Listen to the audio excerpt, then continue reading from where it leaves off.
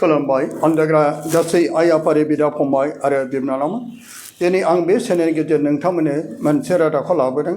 आरो बे सावगारिनि गेजेरजों नोंथांमोना बे रादाबखौ मिथिनाय लोगो लोगो साफ्रोमबो गाव गावनि इसोरनाव आरज खालामनो थाखाय आं बयखौबो गुरै खावलायहरबाय मानगोनां जोंनि राइट रेभारेन्ड बिशपफोर आरो लोगोसे जोंनि गासै फादार आरो सिस्टारफोर आरो गासैबो इसोर फोथायसुला फोथायसुलि गासै ख्रिस्ट सिबियारि आइ आफा आरो बिदा फंबायफोर आरो गुबुन गुबुन धोरोमाव थानाय गासै आइ आफा आरो बिदा फंबायफोर जोंनि गेजेराव सासे दुखुथिया जाय फादार ज'शमखwr बसुमतारी बिथाङा दिनै जोंनि बे बङाइगाव हालामनि गेजेराव थानाय काथेड्रेल पारिसआव बे पारिस फिसमोन आरो बे जोंनि क'क्राझार डिस्ट्रिक्टनि सासे बर' जोंनि दौरि एबा जोंनि कार्तिक ख्रिस्टाननि सासे फादारमोन बिथाङा दिनै आंखौ बेलासि समनि गेजेराव फननि गेजेरजों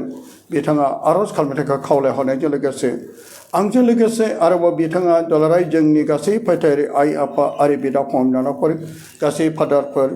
बिशपफोर सिस्टारफोर ब्रादारफोर आरो गासै फोथायरि आइ आफा आरो बिदा फंबायफोरखौ बिथाङा आंनि चेनेलनि गेजेरजों आरज खालामनो थाखाय बयखौबो गुरै खावलायहरदों आंबो बेखौनो लोब्बा लाफानानै दिनै बे चेनेलनि गेजेरजों आरो बे सावगारिनि गेजेरजों नोंथांमोननिसिम आं गुरै खावलायनाय जोंनि अनजाग्रा फादार ज'शमखwr बसुमतारीया जेरै बियो बिबुनि केन्सार बेरामाव दिनै बे गोग्लैना दं आरो बिथांनि अपारेशना बावैसो बे साननैसोनि गेजेरावनो बिथाङा अपारेशननि थाखाय थामथिनि थाखाय मानो बिथाङा बिबुनि एबा टिउमारनि केन्साराव बिथाङा गोलैना दंमोन आरो बिथांनि थाखाय केम' होगासिनो दं आरो गोबांथार आइ आफानि बिदा फंबाय आरो बिब' बिनानावफोर निसोर साफ्रोमनि बिनायजों दा बिथाङा मोजाङाव साबखांगासिनो दं आरो केम' होनायनि गेजेरजों आरो डक्टरफोरनि गेजेरजों बिशपफोरनि अननायजों फादारफोर सिस्टारफोर बयनिबो बिनाय आरो निसोर साफ्रोमनि बिनायजों दिनै मोजाङाव फैगासिनो दं बेनिखायनो बिथाङा आंखौ खावलायहरदों बेनिखायनो बे बुंदोंमोन आदा नोंनि चेनेलनि गेजेरजों आं गुरै खावलायहरो जाहाथे आङो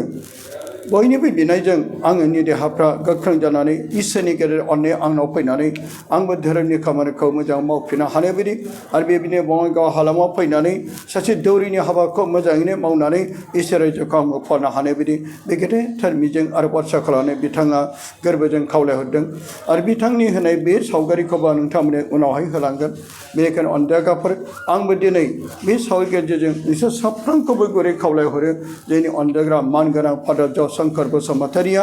बावैसोनि उनावहाय आरोबाव गिदिर अपारेशन जागोन जाय बिथांनि बिब' आरो बे बिब' गिदिरखौ गासैखौबो गारजोबनाय जागोन बेनिखायनो बे गासैबो गिदिर अपारेशना जाहाथे मोजाङै नोंथांमोननि अननाय बिनाय बिनि गेजेरजों इसोरा गेदेर सोमोनांथाव खामानिखौ मावनाय बायदि मानोना लुकासनि 1:36 लिरनाय दं इसोर मावनो हायै मोनसेबो बिसय गैया बेनिखायनो फोरबोनि गेदेर अननायजों दिनै आं नोंसोर साफ्रोमनो बिनाय नांगौ मानोना बिनाया जोंनि थाखाय मोनसे गेदेर हाथियार जायहा अरायसम बिगोन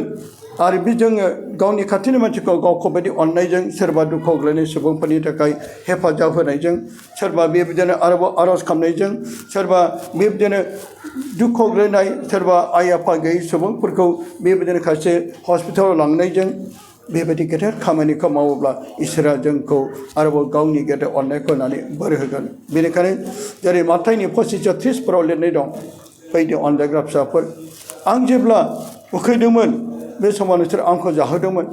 आं जेब्ला लंथं फाथोमोन बे समाव नोंसोर आंखौ गानहोदोंमोन आं जेब्ला जब्रामोन बे समाव नोंसोर आंखौ नायदोंमोन आं जेब्ला हादरावमोन बे समाव नोंसोर आंखौ नायदोंमोन बेबायदिनो जाय जोबनाय बोथोराव इसोरा बेबायदिनो गावनि गेदेर अननायजों जायफ्रा बे हादराव थांना थानाय समाव सोरबा दुखुथियाफोरनि थाखाय आरज खालामदों सोरबा जब्राफोरनि थाखाय हेफाजाब होदों सोरबा हादराव जोबनायफोरखौ नायदों सोरबा लंथं फाथं एबा गाननो गैयैफोरखौ सि जोम होदों आरो बेबायदिनो सोरबा गोबां दुखु गोलैनाय सुबुंखौ हेफाजाब होदों बे हादराव थांनानै थानाय समाव सोरबा बिदा फंबायनि थाखाय हेफाजाब होनाय अननाय आरज खालामनाय जादों जों सानसे बेबायदिनो जिसुआ बुङामोन बादि नोंसोर आंनि आगदाहा जिरायफै मानोना बे हादराव सोरखौबा हेफाजाब होनाय सोरखौबा अननाय सोरखौबा जाहोनाय सोरनिबा थाखाय दुखु गोग्लैनाय हेफाजाबखौ खालामनायानो जादों बेबायदिनो जोबनाय बोथोराव जों इसोरनि रायजोआव आलो गोजोन जायगा मोनगोन बेखायनो बेखौ लानानै जों फैदो अनजागाफोर जोङो जेरै गोथार बाइबेलाव जेरै फरायना मोन्दों नोंसोर बियोब्ला मोनगोन आरो नोंसोरो जेरावसो खेवनाय जागोन नोंसोर नायगोन अब्ला मोनगोन बेनिखायनो जों बे फोथायनायखौ लानानै बियोब्ला इसोरा खोनासङो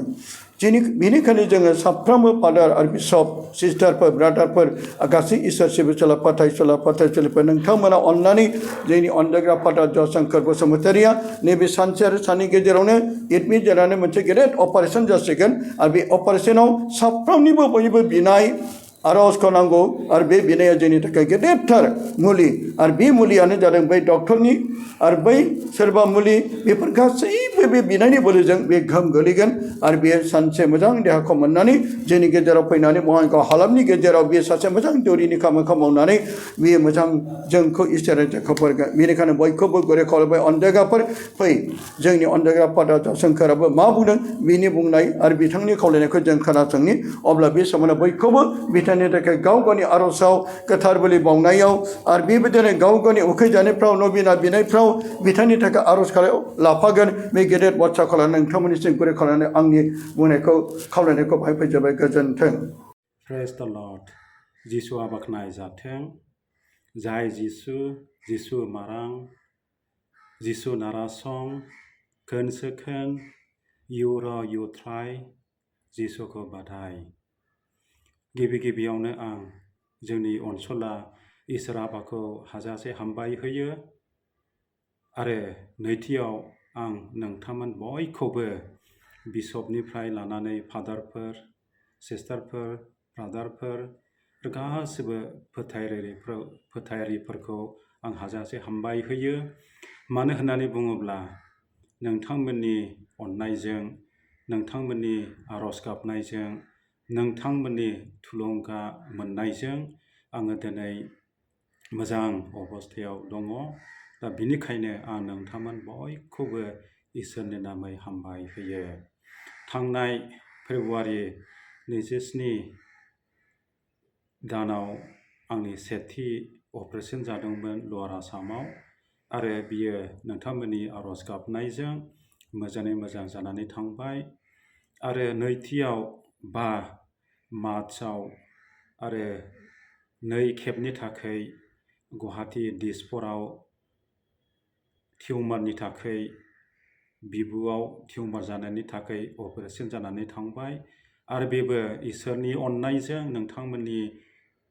आर'ज गाबनायजों मोजाङै मोजां जानानै थांबाय आरो बेनि उनाव आंखौ आगस्टिन हस्पिटाल सापागुरियाव दोनफैदों दा बेवहायबो आङो गोबां मानसिफोरनिफ्राय गोबां फोथायगिरिफोरनिफ्राय बिनायखौ मोनदों आरो बिनि उनाव जोंनि अनसला बिशपआ आंखौ बांगालराव मोजां चेकआप खालामजानो थाखाय मोजाङै नायजानो थाखाय आंखौ Bangalore saint Jones medical college हस्पिटालाव दैथायहरदों आरो आं दासिमावबो नैबे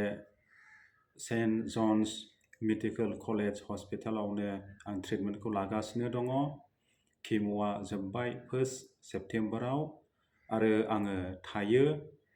आगस्टिन नेभास एलिजाबेथ हम केयाराव जेराव गोबां सिस्टारफोर नैबे बङाइगाव सापागुरि सेन्ट आगस्टिनाव खामानि मावनो फैनाय सिस्टारफोरखौहाय आङो दा लोगो मोनजोब्बाय आरो बिसोरनो आंखौ मोजाङैनो जत्न लागासिनो दङ। दा आंनि खावलायनो साननाया बेनो आंनि अनजाग्रा ख्रीष्ट सिबियारिफोर गाबोन बेनो जाबाय समबाराव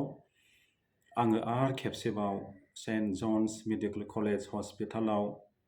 एडमिट जाबावगोन आरो फैगोन मंगलबाराव गिदिर अपारेशन मेजर अपारेशन जागोन